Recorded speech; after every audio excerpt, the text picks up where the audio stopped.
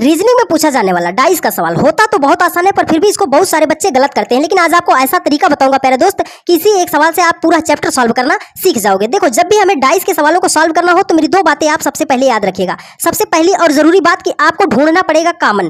Common का मतलब कोई ऐसी संख्या जो 2-3 जगहों पर दिखाई दे उसे हम बोलते हैं कॉमन। तो सबसे पहले हमें कॉमन ढूंढना है। दूसरी बात क्या करनी है? दूसरी बात हमें करनी है एक ही दिशा से, मतलब या तो अगर पहले पासे में क्लॉक वाइज चले हैं तो दूसरे पासे में भी क्लॉक वाइज चलना पड़ेगा, मतलब एक ही दिशा आपको याद रखना है। तो चलो, हम यहाँ पर 3 पासे की स्थिति दी गई है, कोई सा भी 2 पासा हम ले लेते हैं। तो चलो, मान लो हमने पहला और दूसरा पासा ले लिया। तो अब इसमें हमें कॉमन ढूंढना है कि कोई ऐसी संख्या है जो 2 जगहों पर है। यहाँ पर देखो, 1 है, 6 है, 3 है, 1 है, 2 है, 4 है। तो कॉमन क्या मिला? आप बोलोगे सर 1 है जो दोनों जगहों पर है। तो हमने इस पहले पासे को लिया, 1 को पकड़ लिया, ठीक है, 1 को। तो देखो, 1 से हम ऐसे क्लॉक वाइज चल रहे हैं, तो 1 के बाद हम कहाँ पहुंचेंगे? आप बोलोगे सर 6 पे पहुंचेंगे, 6 के बाद कहाँ पहुंचेंगे?